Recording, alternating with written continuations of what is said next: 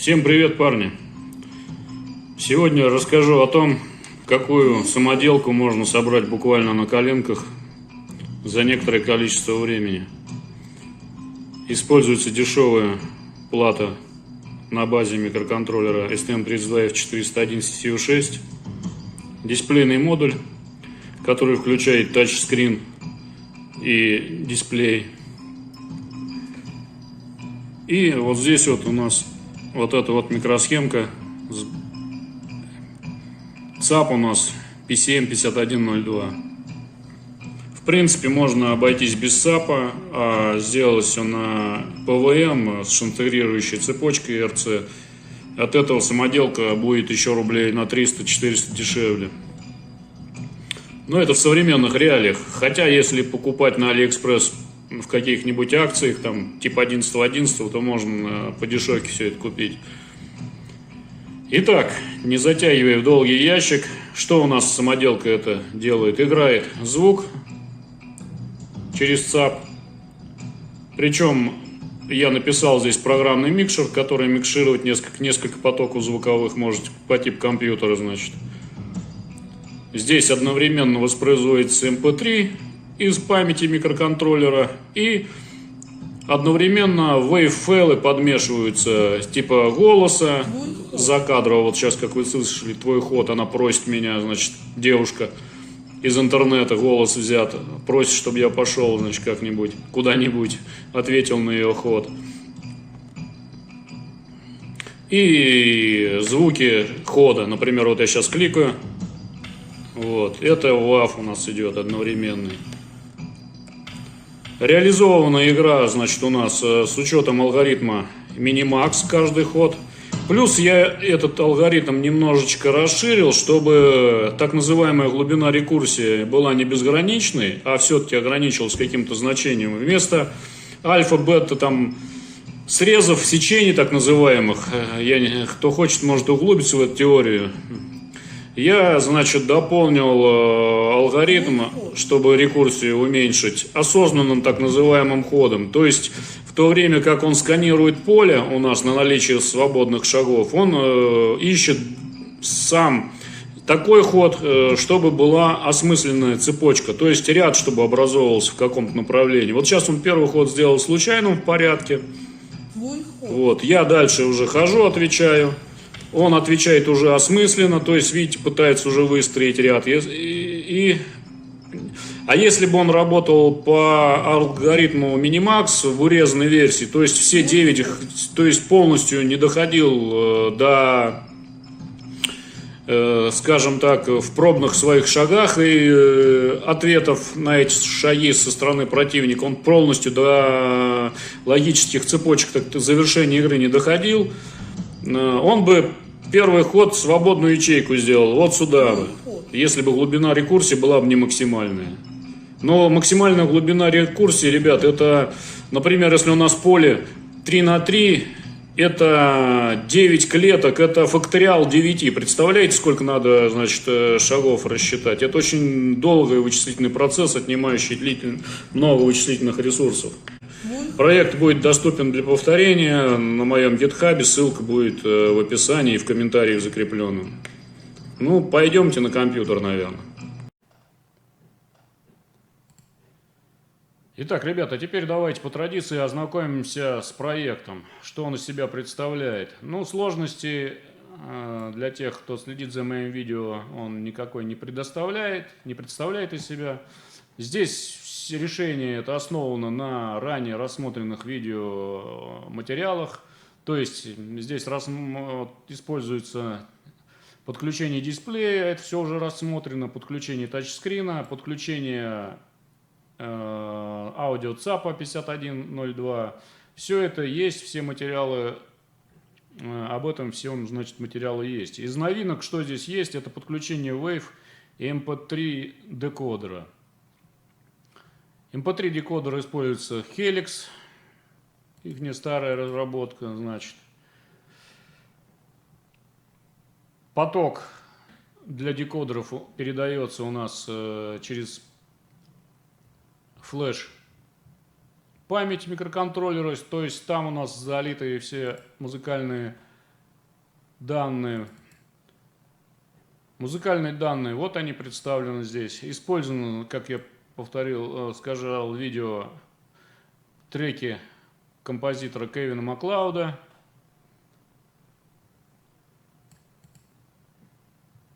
Делей Рок и Констанс. Вот все эти звуковые данные представлены. Они здесь у нас без так называемых контейнеров, а непосредственно чистые данные для декодеров. Вот все эти данные во флеш. Для них вот загрузчики здесь написаны, определены. И этот загрузчик передается специальной процедуре, которая считает, что вот этот поток идет у нас и декодирует из него данные. Что здесь за декодер? Ну, Wave декодер это я писал. Он универсальный, поддерживает сэмплы от 8 до 32 бит. Ну, вот он, сама процедура. Кто захочет разобраться, в принципе, разберется. MP3 у нас на Helix. Я здесь написал так называемые колбеки, обработчики. Повторюсь, все комментарии есть, разберетесь. И вот плеер сам, код плеера. У меня есть такая библиотека, сам ее, значит, писал, которая воспроизводит массу всяких форматов. Здесь я ее урезал для использования непосредственно в ограниченных условиях этого микроконтроллера и самой программки, то есть большего от нее не требуется. Здесь вот микшер написан, функция микшера. Вот он, микшер у нас. Обновляется плееры, смикшируются потоки. Потоки микшируются не логарифмически, а просто суммируются. Так, что здесь еще интересного отметить? Да, в принципе, больше, наверное, тут ничего интересного. Этот драйвер я с вами рассматривал, написание драйвера. Может быть, он здесь немного изменен, но опять есть у меня и другой, опять-таки, вариант драйвера, который, например, может быть использован при воспроизведении потока от компьютеров. Если мы PCM-модуль наш PCM5102 и, например, в микроконтроллер STM будем использовать в качестве транспорта и напишем, например, программку, внешнюю звуковую карту, так называемую, то там уже немножечко будет видоизмененный драйвер. Но основные принципы построения, они, в принципе, сохраняются. Итак, что здесь интересного из программы можно отметить? Ну, стандартная вся настройка, как мы настраиваем дисплей и тачскрин, все один в один. Вот они, все эти настройки. То есть настраиваем дисплей, настраиваем тачскрин, запускаем так называемую звуковую карту, она у нас вступает в работу и готова принимать звуковые потоки.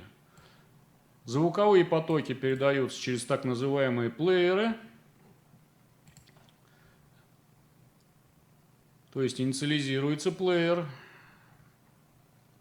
добавляется в список плееров, определяются здесь колбеки, то есть что это за плеер, какой декодер для него требуется, то есть функции колбеков подключаются, вот они, эти процедурки выбора, инициализируют соответствующий кодек для этого плеера и стартуем плеер.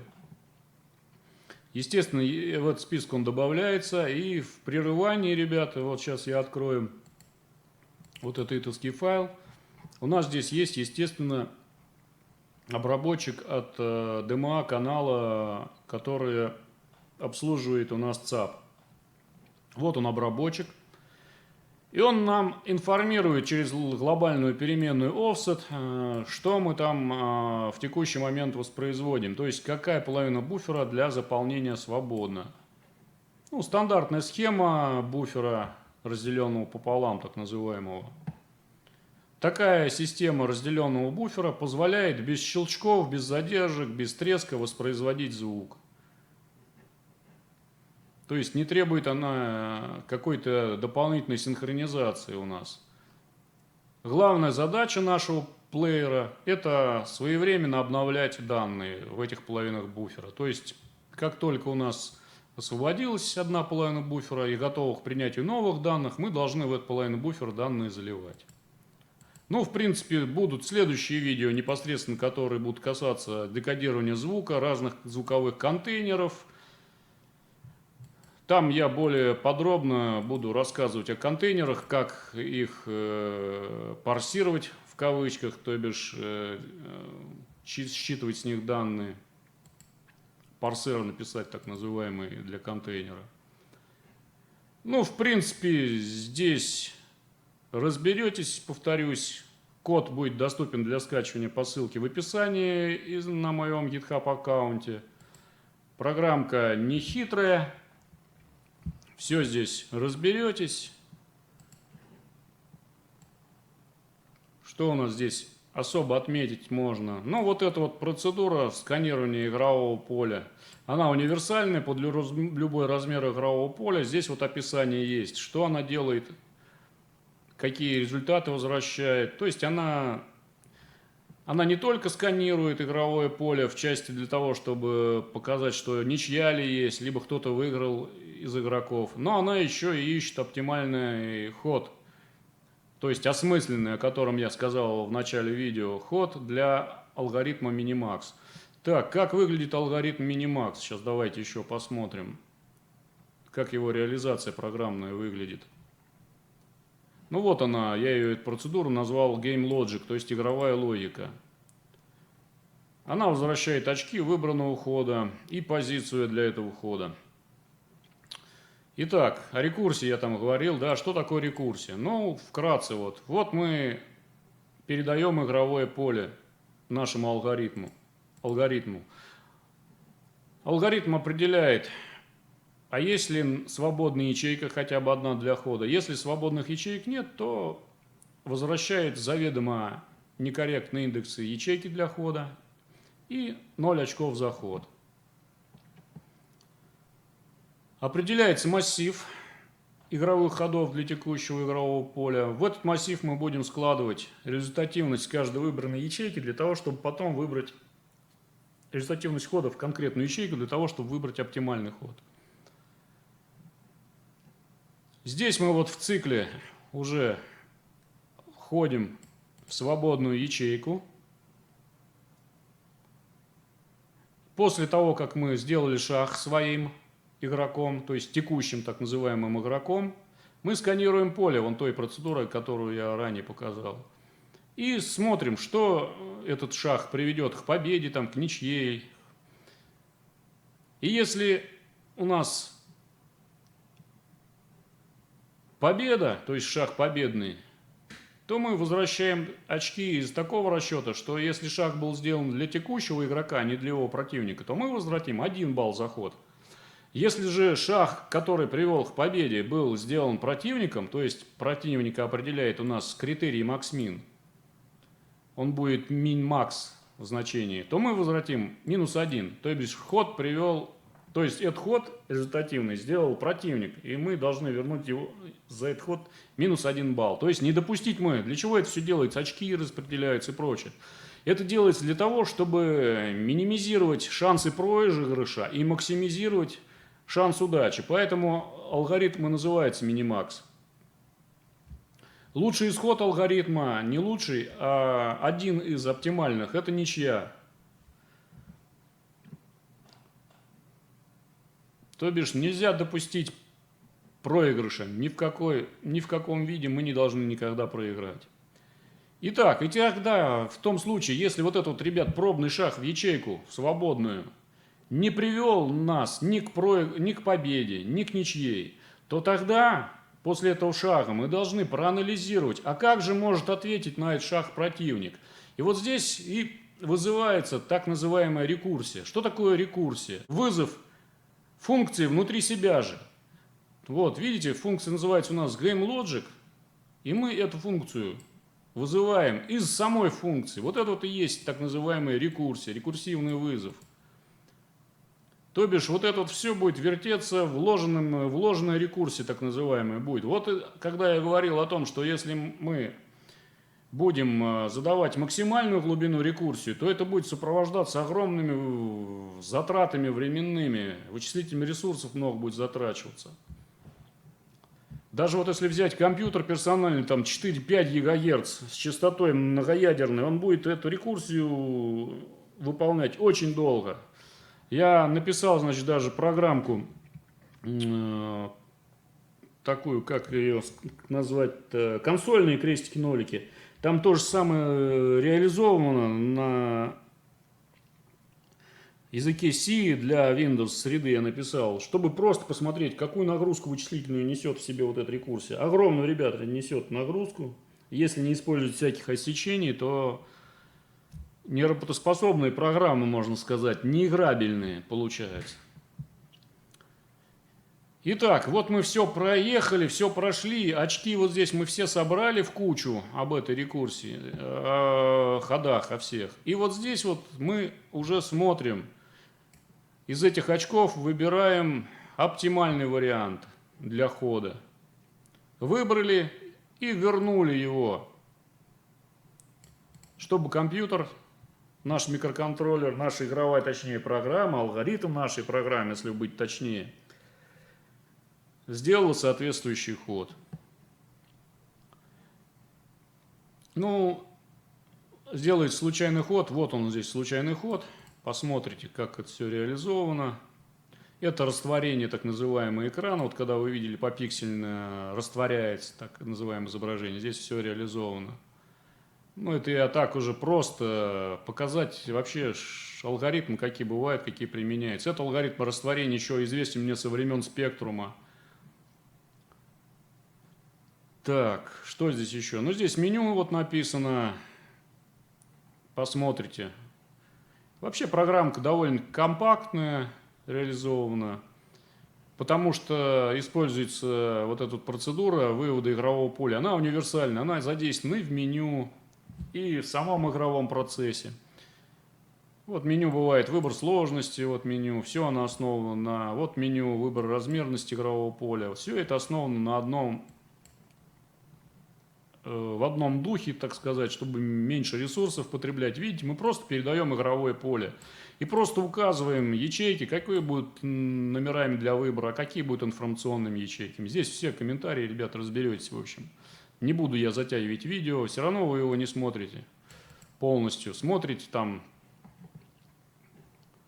кусочки какие-то. Смысл записывать, тратить время свое. Ну и вот он сам скелет игровой программы. Здесь вот у нас задается заставка, первый экран.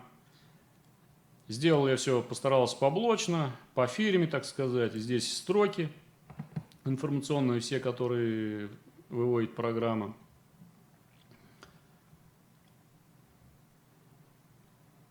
Здесь я запускаю генератор случайных чисел, который каждый раз при запуске программы будет разный код, так как он у нас основан, генератор, на переменной миллис, так называемое системное время. То есть в случайный момент времени, естественно, будет разное время, когда вы войдете в игру, включите микроконтроллер, и поэтому каждый ход он будет индивидуальный. Не так, чтобы если бы мы, например, вот этого не делали, то у нас рандом каждый раз первый ход в игре был бы всегда одинаковым. Вот этот вызов дает инициализацию так называемому генератору случайных чисел, и мы каждый раз при запуске включения микроконтроллера получаем другую последовательность, грубо говоря, случайных чисел. Ну и здесь точка входа, меню игровые опции. Выводится уже заставка с надписями, отображаются строки с автором музыки. Это обязательно надо, ребят, указывать, чью вы музыку используете, особенно если это требует лицензия. Вот они отображаются, строки с лицензией на использование музыки, кто автор здесь. Так, что еще здесь интересного? Ну, выделение строчек у нас идет процедурой универсальной, которая выделяет игровой ряд, игровую последовательность ячеек, которая определяет выигрышный ряд. Ну, в общем, посмотрите, еще раз повторяюсь в очередной раз, ничего здесь хитрого нет. Это больше тем, кто хочет изучать программирование, скажем так, я не супер, конечно, программист, но старался по возможности построить код доступным, понятным языком, и все это еще делал добавок, снабдил комментариями. Вот кто желает повторить проект, пожалуйста, повторяйте. В принципе, может быть и интересная эта вещь. Но я ее реализовал ради спортивного интереса, скажем так. Ну и для того, чтобы какое-то было логическое продолжение тем ранее снятым видео. А то я вот смотрю некоторые видео у блогеров на каналах. Все рассказывают только об интерфейсах. То бишь цитируют даташиты, цитируют друг у друга видео, значит, берут и снимают об устройствах интерфейса, GPU и прочее. А конкретно никто фактически, 99, точнее, вот скажем по-честному, 9% не выходит за рамки освещения простых, непростых, конечно, а известных истин. То есть, как работает интерфейс. Ну а что дальше-то? А какое практическое применение? Вот. Чтобы ко мне подобных вопросов не было, вот, пожалуйста, на основе ранних видео, можно сказать, такие практически законченные решения, которые надо только положить в коробку, наверное, в мыльницу и играть, да? Вот такое было видео. Сейчас я еще разочек перейду по традиции к испытательному стенду, и там мы уже окончательно с вами распрощаемся в этом видео. Итак, при старте, естественно, будет предложено сделать калибровку. И вот мы попадаем в титульную заставку, значит, в заставку игры. Здесь у меня использована музыка свободная композитора Кевина Маклауда, но она по лицензии CC BY 3.0, то бишь я должен указать в своей программе, что я использую эту музыку. Это обязательно условие этой лицензии. То есть, если вы используете чьи-либо произведения, значит, своей разработки, вы должны, если они размещаются на условиях какой-либо лицензии, требующей упоминания автора, то вы обязаны это делать, указывать автора. И вот и я в данном случае, значит, указываю. Здесь предлагается вариант выбора игрового поля. И поле выбора игры. Обращаю внимание, что написана процедура, которая масштабирует у нас символы. И процедура вывода игрового поля, она универсально написана. Может и меню выводить, и само игровое поле. Ну, в принципе, в коде разберетесь.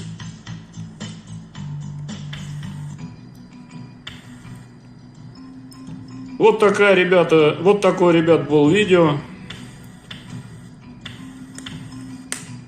Пишите свои реакции, ставьте лайки, подписывайтесь на канал, будет много интересного. Всем пока, здоровья и удачи!